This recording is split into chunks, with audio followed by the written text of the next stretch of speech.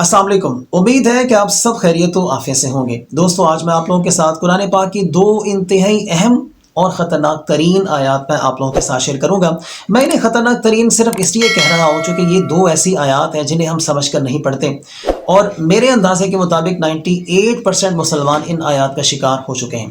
दोस्तों, आप लोगों ने अक्सर अपने आसपास कुछ ऐसे लोगों को लाजमन देखा होगा जो ना अल्लाह को याद करते हैं, ना नमाज़ पढ़ते हैं, ना कुरान पढ़ते हैं, ना ही कोई नेकी का काम करते हुए आपने कभी उनको देखा है। लेकिन इसके बावजूद उनके पास औलाद भी है, उनके पास बड़े बड़े घर हैं, बड़ी बड़ी उनके पास गाड़ियां हैं, फैक्ट्रियां हैं और बड़ा पैसा है उनके पास, और वो और आप ये समझते हैं कि शायद अल्लाह ताला की ज़ात इनसे बहुत खुश है। दोस्तों, ऐसा नहीं है, बल्कि वो लोग इन दो आयात का बेसिकली शिकार हो चुके हैं, जो अल्लाह को याद नहीं करते लेकिन इसके बावजूद अगर उनके पास बहुत सारा पैसा है तो फिर इट मीन्स कि वो इन दो आयात का शिकार हो चुके हैं। आप भी जब इन दो आयात को सुनेंगे तो आप ये कहने पर मजबूर हो जाएंगे कि शायद हमने इन दो आयात को पहली बार सुना है, या शायद ये आज नाजिल हो रही हैं। ये मैं एक एब्रीविएशन यूज़ कर रहा हूँ। आज तो खैर नाजिल नहीं हो रही, नाजिल तो ये 1400 साल पहले हो चुकी हैं। लेकिन दोस्तों, चूँकि हम कुरान पाक को समझ कर नहीं पढ़ते, इस वजह से हमें ये महसूस होगा कि शायद हम इन्हें पहली बार जो है वो सुन रहे हैं। इन दो आयात का ताल्लुक सूरह ज़ुखरुफ से है।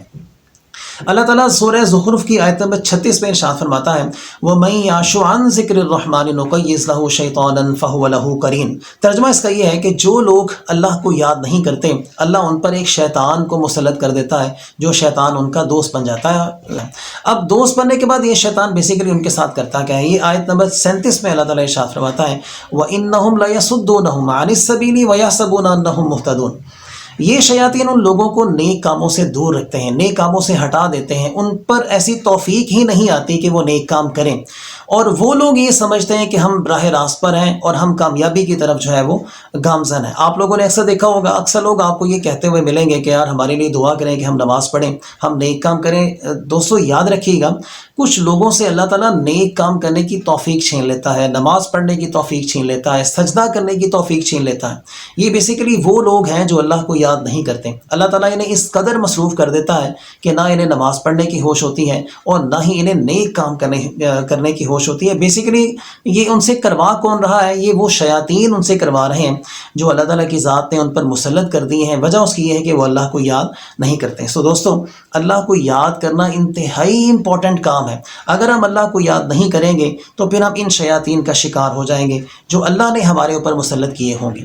सो दोस्तों, अगर आप ये चाहते हैं कि आपकी ज़िंदगी में सुकून आए, आपकी ज़िंदगी में अमन व अमान हो, तो फिर आप अल्लाह को याद करना शुरू कर दें, लोगों के लिए आसानियाँ पैदा करना शुरू कर दें। फिर आप देखिएगा आपकी ज़िंदगी डेफिनेटली आहिस्ता आहिस्ता बहुत ज़बरदस्त, बहुत पुरकशिश और बहुत आउटस्टैंडिंग किस्म की ज़िंदगी जो है वो आपकी बन सकती है। शर्त उसकी ये है कि हम अल्लाह ताला को याद करने वाले इंसान बन जाएं।